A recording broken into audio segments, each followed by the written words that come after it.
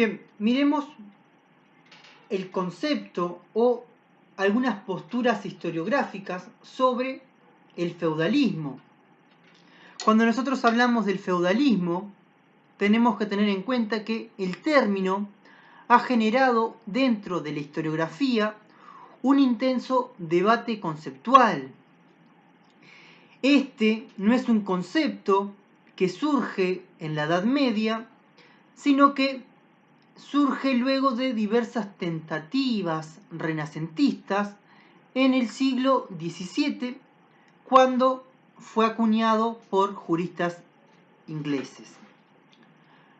Ahora, según Butruch, se denomina a esta época como la fase decisiva, en la que se reunieron los elementos claves hasta entonces mal conjugados. Se sitúan en la historia de las estructuras políticas y de las instituciones de vasallajes del reino de Carlos el Calvo. Ahora, si nosotros pensamos en el tratamiento del tema, este se divide principalmente en dos etapas, siempre teniendo en cuenta los aportes de la historiografía, obviamente. La primera edad feudal o la primera etapa del feudalismo correspondió a una determinada fijación de vínculos interpersonales, al establecimiento de costumbres e incluso a ciertas normas o reglas de conducta, a una mayor precisión del vocabulario político y social y también al carácter hereditario del feudo y de los cargos en estos feudos. Y bueno, y mientras que la segunda etapa del feudalismo o la segunda edad feudal, hablamos del gobierno de los hombres, se rigió si bien se rigió por estas relaciones de vasallajes, siendo las monarquías feudales para este tipo de gobierno la expresión perfecta del feudalismo. Ahora, Max Bloch, en su obra La sociedad feudal, sostiene que el feudalismo, más que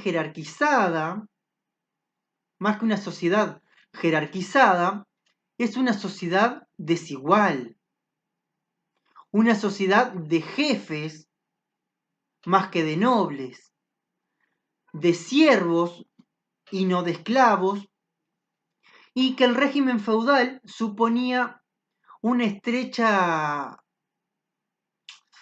sujeción económica de la multitud de la gente, humilde, ¿no?, hacia los poderes o hacia unos poderes o hacia unos que gobernaban o hacia unos poderosos. Ahora, el término de feudalismo, si tomamos en cuenta al marxista Perry Anderson, decimos que para él el feudalismo es una síntesis histórica entre los romanos y entre elementos germánicos. Esta síntesis de elementos tanto romanos como germánicos produce lo que es el feudalismo, por lo cual es la colisión de dos modos de producción: el modo de producción primitivo y el modo de producción antiguo. También él plantea que hay que pensar en la historiografía y cómo ésta plantea los sucesos. ¿Por qué? Porque el feudalismo en sí se remonta a Montesquieu.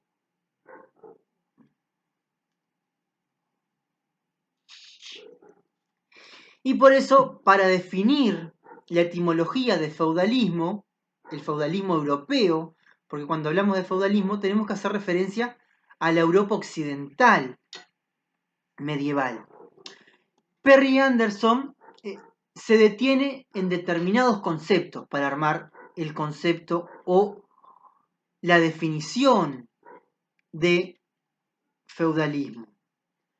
Y dice que debe incluir este concepto el término de vasallaje, el de beneficio, el de servidumbre, el de señorío, el sistema legal y también el de sistema constitucional en la elaboración del concepto. Ahora, si nosotros pensamos en un concepto más institucionalista, bueno, tenemos a Ganjoff, por ejemplo. Ganjoff, este historiador, sostiene que el feudalismo es, en definitiva, un conjunto de instituciones que crean y rigen obligaciones de obediencia y servicio, principalmente de carácter militar, por parte de un hombre que es libre, que llamamos vasallo, hacia otro hombre libre al que nosotros o al que la historiografía denomina señor. Ahora, este sistema económico y social y político no surge de repente. Tiene un proceso de gestación que arranca desde el Bajo Imperio Romano.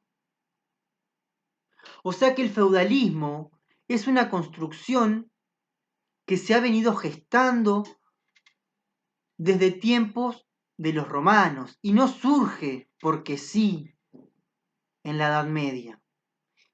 Y obviamente no caracterizamos, no podemos hablar de la Edad Media sin hacer mención al feudalismo. Ahora, el feudalismo, según Duby, fue un movimiento iniciado en la época carolingia, cuya evolución fue precipitada por las invasiones del siglo IX y siglo X, es decir, la segunda oleada de migraciones o las segundas invasiones que se producen en estos momentos ya medievales. ¿Sí? Dice que también hay un fortalecimiento de las relaciones persona a persona. Ahora, desde la óptica institucionalista, la época carolingia ha sido considerada como el segundo momento de la expansión de las relaciones feudo-vasalláticas. Recordemos, y dice específicamente la postura institucionalista, que el primer momento se dio tras la crisis del siglo III, es decir, tras las oleadas o las migraciones germánicas y la decadencia del Imperio Romano de Occidente. Ahora, cuando pensamos en determinados conceptos historiográficamente, debemos tener en cuenta que el concepto de súbdito existente en el Imperio Romano, ya sea natural o ciudadano de un país en cuanto sujeto a las autoridades políticas de este, pasamos a un concepto de vasallo. Este concepto de vasallo debe tenerse en cuenta que cualquiera depende de otra persona, teniendo en cuenta lo que es el vasallo. Ahora, desde la época de Carlos Martel, ya es frecuente la entrega de bienes por parte de mayordomos del palacio a sus colaboradores. Y esa entrega de bienes a sus colaboradores es en concepto de pago. por el cumplimiento de sus servicios. Ahora, estos bienes fundamentalmente eran tierras que se encargaban en usufructo, es decir, debían usufructuar estas tierras que se les entregaba para el disfrute del beneficio hasta su muerte. Ahora, a su muerte, cuando moría, a menudo debía pagar un cento al antiguo propietario. O sea que no hay una entrega por amor, no. Yo te entrego las tierras por los servicios que me has brindado, pero debes pagar hasta el momento que tú mueras un estilo de impuesto por usufructuar esas tierras. Ahora, la generalización de esta práctica durante toda la época dio lugar a que el cargo público se empezase a considerar como un beneficio. ¿Por qué un beneficio? Porque bueno, si yo durante esta época tengo un cargo público, podía conseguir determinados beneficios. Por eso se empieza a considerar como beneficio el cargo público y que había que conseguir ese cargo. Ahora, en realidad, en un reino tan extenso como fuerzas centrífugas que tienden a su desintegración, el gobierno era difícil.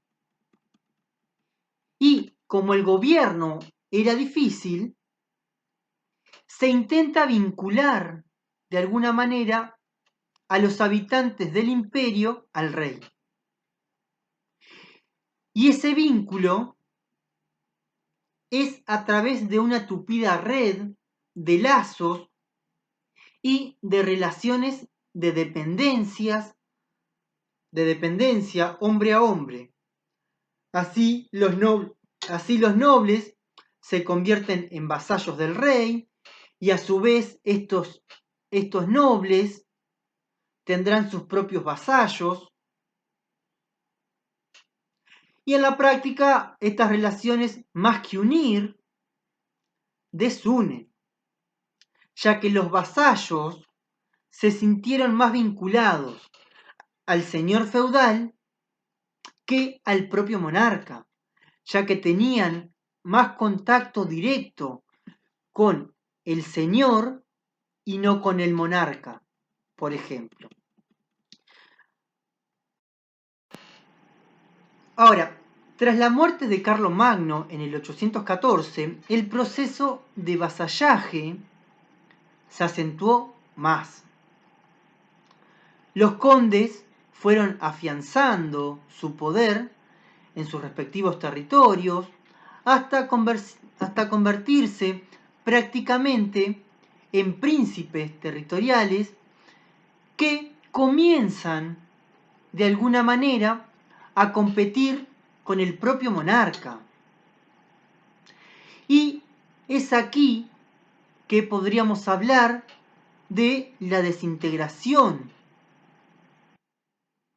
del poder político, porque el derecho del vasallo sobre el beneficio se fue reforzando hasta que en el 877 se declara la transmisión de los beneficios por herencia de padre a hijo. Esto supuso el triunfo del elemento real, el beneficio sobre el elemento personal, es decir, el vasallaje. Ahora, según los institucionalistas, el feudalismo, tal y como ellos lo entienden, solo se dio en ciertas regiones de Europa occidental. Y ellos dicen que se da en Francia y Alemania, y por influencia de estas regiones o de estos países, ¿no? Se da en otras regiones como en Inglaterra y en Cataluña, por ejemplo. La vigencia fue muy corta, pues solo funcionó entre los siglos X y siglo XIII, con algunas supervivencias ya en franco declive durante el siglo XIV y el siglo XV. Pero, ¿a qué nos referimos nosotros cuando hablamos de una sociedad feudal? ¿Qué es una sociedad feudal específicamente? Bueno, el término sociedad feudal solo puede aplicarse de forma rigurosa a los países en la que la fortuna social y política, el mando, ¿no? Se basa en la explotación de la tierra y el poder guerrero a la vez. A ver, estos países, ¿no? Coinciden con lo que había soportado la tradición. Esa tradición del gobierno carolingio, una nobleza palatina y administrativa, amplios poderes confiados a los condes, la multiplicación de los vínculos de recomendación y de vasallaje, y luego la degradación de todo este montaje en el reparto dinástico, las invasiones y la inseguridad específicamente. Bien, la riqueza y el poder se mantuvieron concentrados en las ciudades, donde las estructuras políticas y sociales siguieron fines a la herencia romana. La ciudad y el Estado conservan su prestigio y el poderío que ya tenían. La feudalización chocó con las propiedades individuales. El alodio, las tierras comunales y las tierras libres a toda sujeción del vasallaje. Todas estas sociedades tienen rasgos comunes con el feudalismo clásico. La dependencia social, la recomendación, formación de clientelas. Sin embargo, cada una de ellas presenta divergencias fundamentales. Con frecuencia, no se trata de sociedades organizadas en función de la vida militar o la explotación del suelo. Lo que sí deberíamos ver, ¿no? Que teniendo en cuenta todos estos aportes, que se ha criticado a los institucionalistas que bajo la denominación de feudalismo solo estudiaran las relaciones sociales de un grupo muy minoritario y privilegiado de la población. Para las relaciones, ¿no? O para el estudio de las relaciones entre señores y campesinos, los institucionalistas acuñaron el término de régimen señorial, que es diferente al régimen feudal. La plenitud de las instituciones feudo-vasalláticas, ¿no? Se dará entre el siglo XI y siglo XIII, precisamente cuando el sistema de relaciones personales llega a ritualizarse mediante el contrato de vasallaje. Butruch, por ejemplo, sistematizó el ritual y este estaba comprendido por determinados pasos. Por ejemplo, el homenaje, el primer paso era el homenaje, compuesto por dos ceremonias. La primera era en la que el vasallo pone sus manos sobre las del Señor. En la segunda ceremonia el vasallo declara verbalmente el compromiso de hacerse hombre del Señor, y este último aceptaba dicho compromiso. Tras el homenaje, ¿no?, se procedía al juramento de fidelidad. ¿Qué es eso? Bueno, se presentaba de pie, ¿no? Este juramento se presta de pie y con una de sus manos sobre un objeto sagrado, la Biblia, por ejemplo. Y aquí vemos la importancia de la fe en tiempos de la sociedad medieval. Si nosotros tomamos en cuenta esto, obviamente que en otro contexto, aquellos estados, por ejemplo, que no tienen separado iglesia y estado, cuando presta el presidente, por ejemplo, juramento, lo hace sobre las reliquias sagradas. Por ejemplo, uno de los ejemplos más claros es el presidente de Argentina, que lo hace, no jura sobre la Biblia, pero vemos que el Estado y la Iglesia no están separados de la Iglesia, y también se hace un juramento de ese tipo, por ejemplo.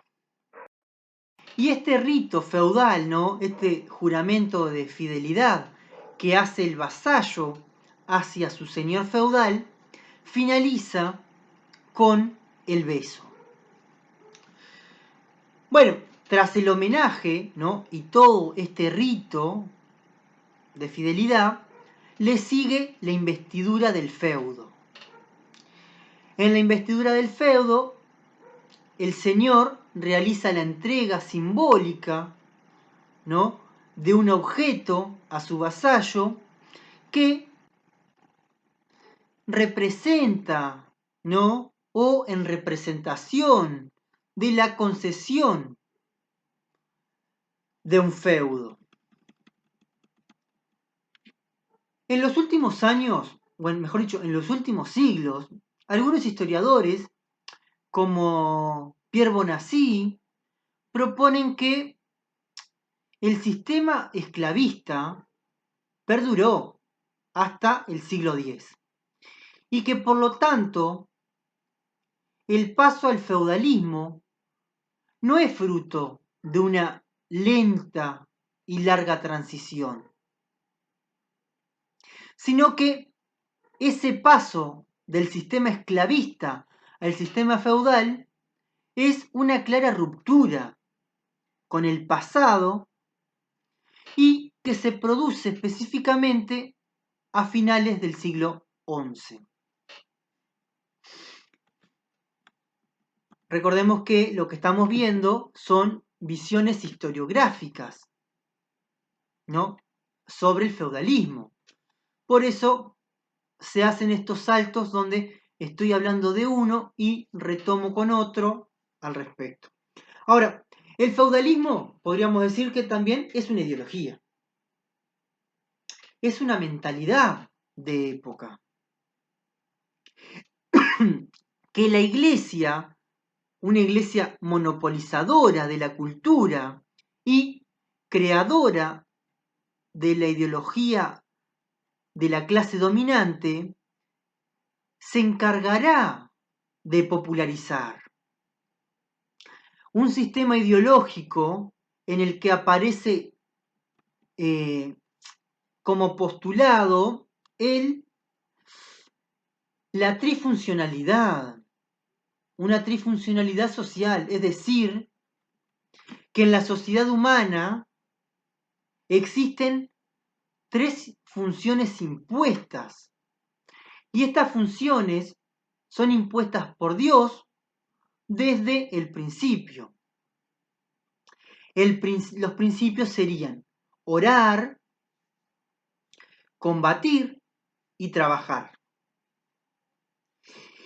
cualquier intento de subversión de este orden social se estaría yendo o iría en contra de la ley de Dios. Es por lo tanto una ideología del poder expresada para mantener los privilegios de una minoría privilegiada laica, pero también una minoría privilegiada eclesiástica. Ahora, Le Goff plantea que cerca del año 1000 la literatura occidental presenta a la sociedad cristiana como un esquema nuevo. Un esquema nuevo que obtiene un gran éxito.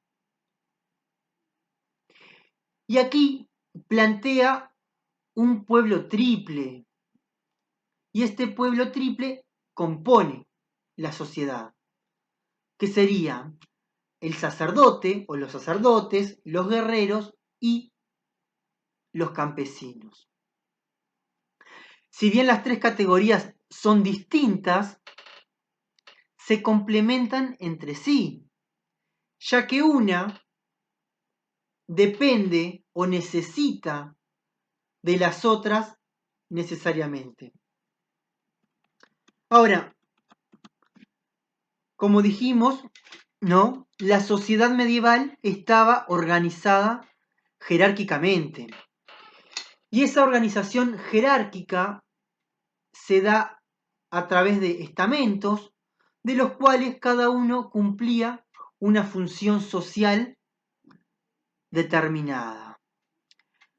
En el primer escalón tenemos a los que oran, ¿sí? Que serían los clérigos, el clérigo, que es una institución plenamente feudalizada.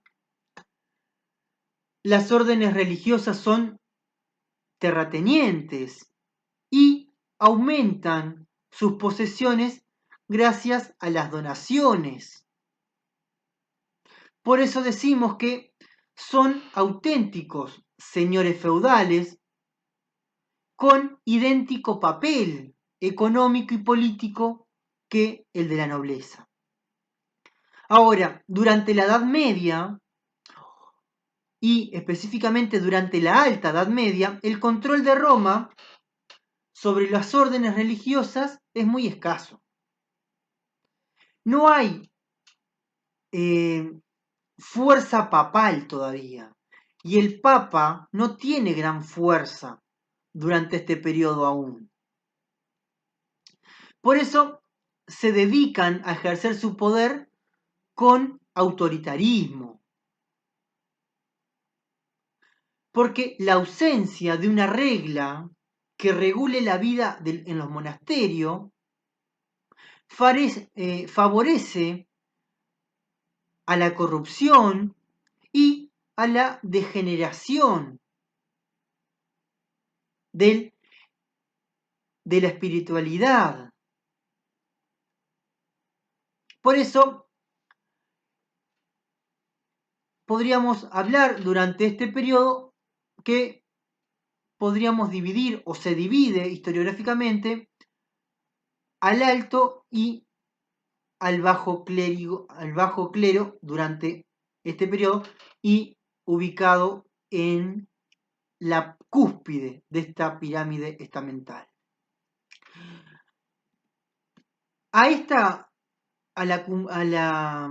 Le siguen en los estamentos los que guerrean. Estos que guerrean son la nobleza, constituida por el rey, y los caballeros, los cuales no tenían ni feudo ni vasallos. La nobleza es de carácter hereditaria, la condición de nobleza fue más guerrera que palaciega, y esto se aprecia en el hecho de que vivían de la guerra y vivían para la guerra. Un objeto más parecido al respecto eran las huestes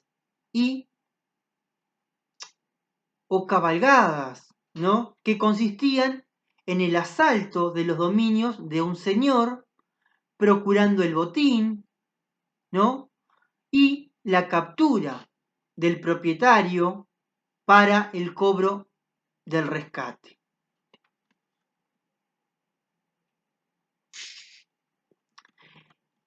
El profundo belicismo desencadena, ¿no? O desencadena la costumbre de la caballería, que determinaba un largo proceso de aprendizaje y de protocolo para terminar con el toque de espada en el hombro por parte del padrino y así investir a un noble en caballero. Y ese ritual se lo conoce como el espadazo. Espaldarazo. No me salía bien cómo era que se decía. Ahora, y por último, en esta pirámide estamental tenemos a los que trabajan. El estado llano, diría, el cual estaba compuesto principalmente por las masas campesinas, que se distinguía entre siervos y villanos.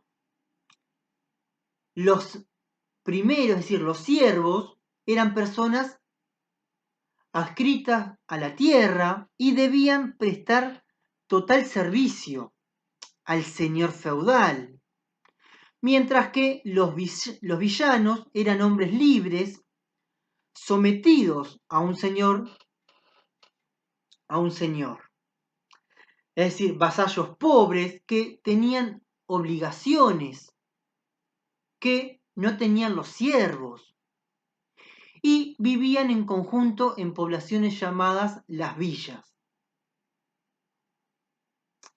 Claro, estas villas, dependiendo del tamaño de un feudo, podía tener una o varias villas, ¿no? Ahora, a partir del siglo XI y hasta finales del siglo XIII, se produce en Europa Occidental una fase de crecimiento económico y social paralela al del sistema feudal. Normalmente esta expansión se realizó por dos mecanismos, la guerra y la colonización de tierra. Y a partir de estos tiempos, el feudalismo comienza a tener problemas debido al crecimiento de las ciudades que comienzan a gestarse aproximadamente entre el siglo XII y XIII y tenemos una realidad diferente que nos marca la decadencia respectiva del sistema feudal.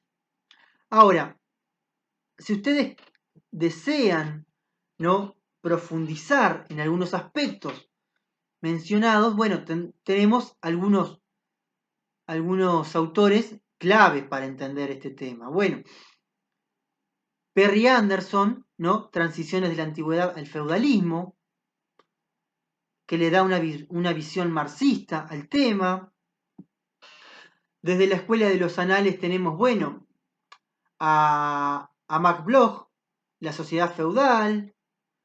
También tenemos a Ganshof, ¿no?, desde la postura institucional con el feudalismo, pero también podemos ver otras visiones como Bonacieux, el vocabulario básico histórico medieval, Boutrouche, feudalismo y señorío y feudalismo, ¿no?, los vínculos de dependencia, Duby, guerreros y campesinos, desarrollo inicial de la economía europea, 500 al 1200, y bueno, y un manual para introducirnos en estos aspectos, bueno, es Herz, Historia de la Edad Media. Y también tenemos a Le Goff en La civilización occidental.